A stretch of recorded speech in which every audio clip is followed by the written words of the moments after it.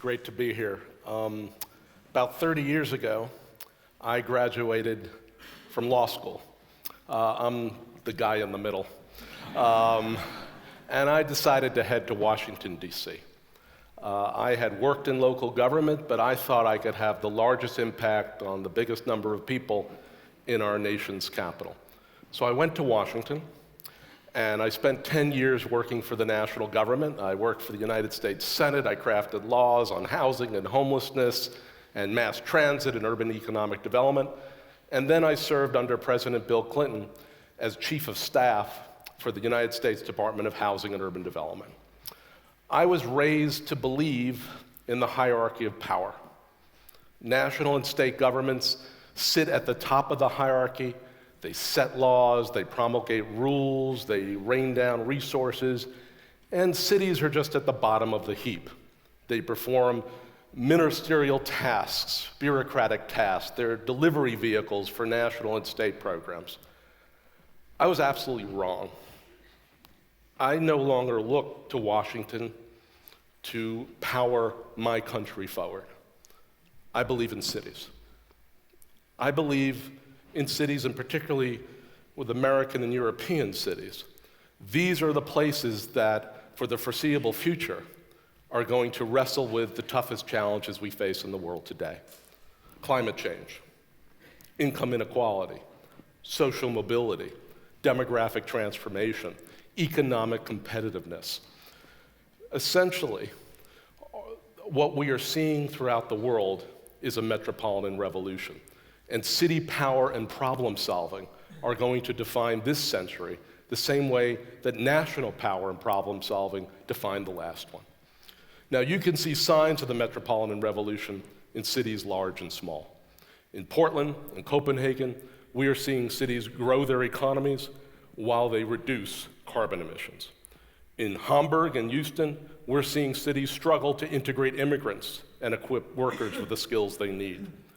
In Cleveland and Sheffield, they're making manufacturing a priority again.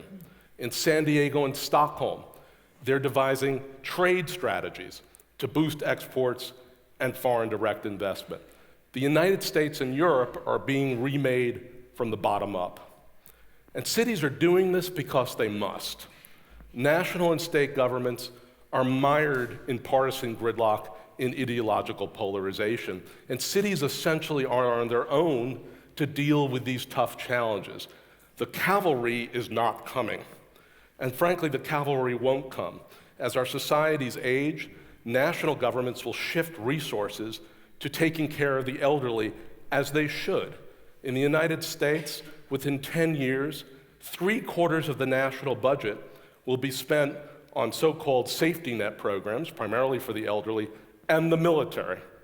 The national government in the United States is essentially a healthcare company with an army. So, memo to cities. Guess what? You are now in charge in investing in the future, in our infrastructure, in our children, in schools, in skills, in the quality of place. Cities are stepping up because they can. Urbanization is the dominant trend in the world today. Over half of the world's population lives in cities. They are the engines of the national economy. They are the centers of trade and investment. Top 300 cities in the world house 20% of the population, generate essentially half of the GDP. In my country, the top 100 cities alone house 2/3 of the population, generate 3/4 of the GDP, and on everything that matters to a modern economy, whether it's infrastructure to move people, goods, services, energy, ideas, whether it's innovation, whether it's skills, there's 75, 80, 85, 90% of the nation's share. There is no American economy. There is no German economy. There is no China economy. What we are networks of city economies. And national prosperity is completely dependent on how prosperous your cities are. Cities are also stepping up because they've done it before. Before there were nations, there were cities. Before there were unions of nations or a United Nations, there were networks of cities. In 1241, Lubeck and Hamburg executed a treaty of friendship and free trade. These were natural allies. They were close to each other. They had complementary economies. They had a mercantilist orientation. Lubeck, located on the River Trave, which flows into the Baltic Sea, was a major exporter of herring.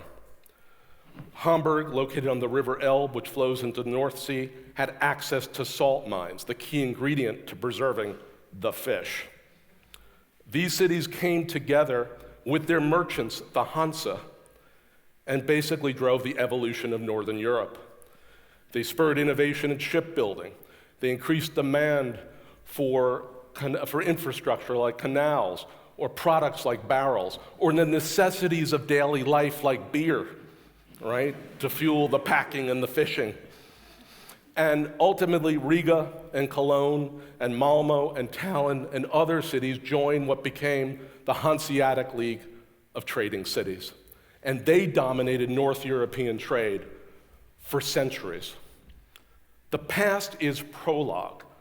The world is evolving as a network of cities that trade with each other, share lessons with each other, and then come together to crack at hard challenges and bend state, national, and global policies to their will.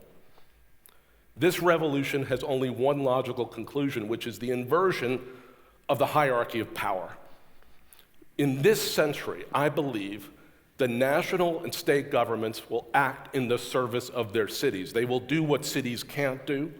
They will set a platform for environmental protection, for food safety, for banking, for trade, for investment in the safety net. But cities will drive everything else, sometimes in concert with national and state governments, oftentimes not. And this is a recipe for success, because in the end of the day, national and state governments are governments. They can be hijacked by partisanship. Every single idea or initiative is seen through the filter of political calculation. They reward people who adhere to party discipline and ideological purity. Cities are networks of institutions and leaders who come together to problem solve across sectors, across disciplines, across artificial political borders, yes, even across political parties. They reward people who catalyze action, get stuff done, and put place over party, collaboration over conflict, and evidence over dogma. And when you problem solve close to the ground, as opposed to policy make in a remote national capital, it tends to have real tangible benefits. It's more effective because it yields solutions that are integrated and innovative rather than compartmentalized and rule-driven. Go to a national transportation agency. When they see a transportation problem like traffic congestion, they only deal with it with transportation solutions, say widening a road. If you have a hammer, everything looks like a nail. If you go to a city, they use housing or land use or technology to fix the same challenge. City solutions tend to be more efficient because they're adapted to the distinctive needs of different places. Maybe you need to demolish housing in a weak market city that's declining. Maybe you need to build housing in a growing city. But national solutions tend to be one size fits all. They tend to spread resources across their national landscape like peanut butter across a piece of bread. And finally, city solutions tend to be more democratic because they actively engage residents in problem solving, as opposed to, say, go to the voting booth every 2 or 4 years, cast your ballot, and see what you get.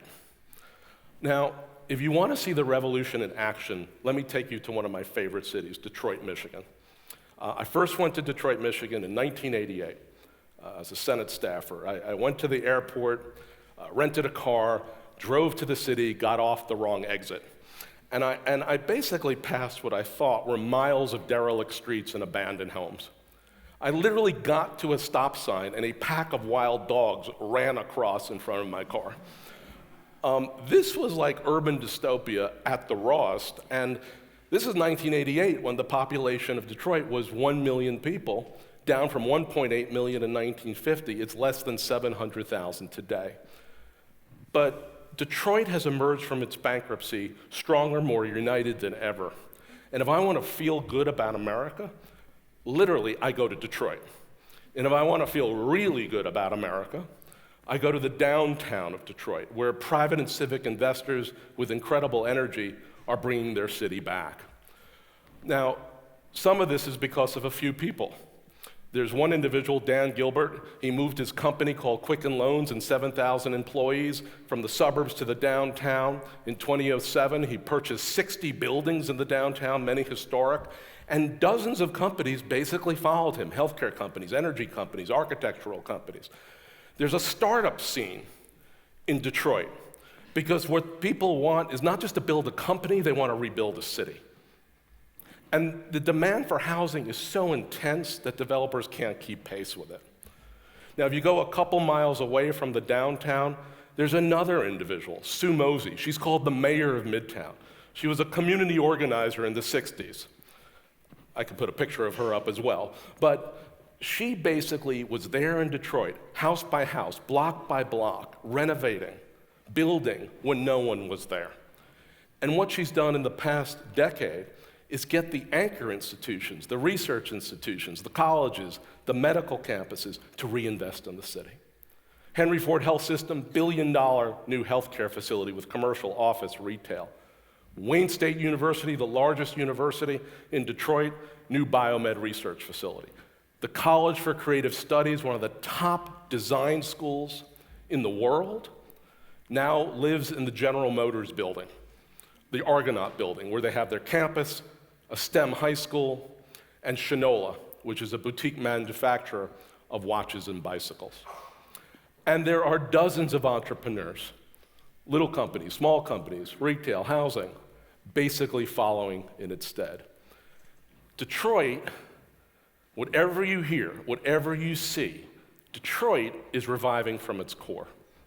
It is growing jobs for local residents, it is growing opportunities for local entrepreneurs, it is growing tax revenues for local services, and it is growing a sense of community and activism and pride that is second to none in the United States.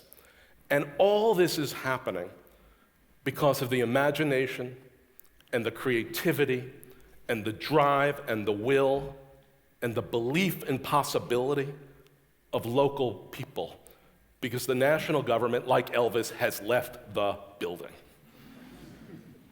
So, how do you start a revolution? This is a peaceful one, hopefully. Well, first, again, go back to the notion, cities are networks. Form your network. Political leaders, corporate, civic, labor, environmental, community, convene, collaborate to compete, do great things together. Second, set your vision that's rooted in local distinctiveness. What makes Hamburg great on the global stage is different than Houston. What makes Detroit incredibly unique is obviously different than Dusseldorf or Dortmund. So follow the advice of the great American country singer, Dolly Parton. Figure out who you are and do it on purpose. Be the best 21st century version of yourself. And finally, find your game changer. Find that one or series of interventions that alters the trajectory of your economy, changes your identity and image, and says to the world, we are here to do amazing things for our people, for our citizens. Now, in Detroit, I talked about Dan Gilbert, I talked about Sue Mosey. Their game changer is building a light rail system from the downtown to Wayne State University and ultimately beyond. The city that invented the mobility of the 20th century is now adapting to the 21st century ethic. And all this is basically financed by the big three auto companies, the Kresge Foundation, and other local supporters, since the national government is missing in action, right? Very different perspective on how you power a nation forward. Now, how do you spread a revolution? The great thing about cities is they look at other cities. When you go to see a mayor, you go to see the head of a business chamber, you go to see the head of a philanthropy, the first thing they ask you is what's happening elsewhere. They don't want to just talk about what they're doing. They want to say, who are the first movers that we can adapt and tailor their innovation? And this revolution is being televised by 21st century mean. The power of a click, the conciseness of a tweet. When Hamburg breaks the code on housing, whether it's London, whether it's New York, whether it's Mumbai, whether it's Shanghai, within a relatively short period of time, other cities follow. Now, once cities innovate, national governments begin to replicate and scale. A city cracks the code on infrastructure finance, on school reform, on urban regeneration, on climate. The nation won't be that far behind. Cities lead, nations follow. And really smart countries, I wouldn't count mine as one of those. Denmark, consolidating hundreds of local governments so that they have the heft to participate and compete on the global stage. England, the most centralized government in Europe, now devolving power down to Manchester and Sheffield so they can unleash what's special about them. Torino moving toward metropolitan government, Paris moving towards metropolitan government. Smart nations understand when they enable and when they empower, nations prosper. So let me end where I began. If I was graduating law school today, I would not go to Washington, D.C. You may have heard we're going to have an election next year in the United States, a presidential election. We may be trading the presidency back between our two dynasties, the Bush family and the Clinton family. Incredible how democracy evolves. And I don't want to diminish the power of the presidency, but if you think about where change is going to happen in the United States or in Europe, or frankly in the emerging nations, it will happen close to ground. If I was leaving law school today, I would go to Detroit. Perhaps I'd work for the local government, perhaps I'd run for office, perhaps I'd work for a local nonprofit to crack at poverty and neighborhood distress. Maybe I would just start a company to use market solutions to basically address and grapple with climate or other big issues. But the options at the local level are limitless. The power of creativity and imagination to start in a place and then innovate across are boundless. Our cities are creative, they're resilient, they are rich in leadership and drive, they are pragmatic, they problem solve, they innovate. So my message today is embrace this metropolitan revolution, whether you're a president, whether you're a mayor, whether you're a citizen. Create it, nurture it, inspire it, leverage it, catalyze it. Thank you very much.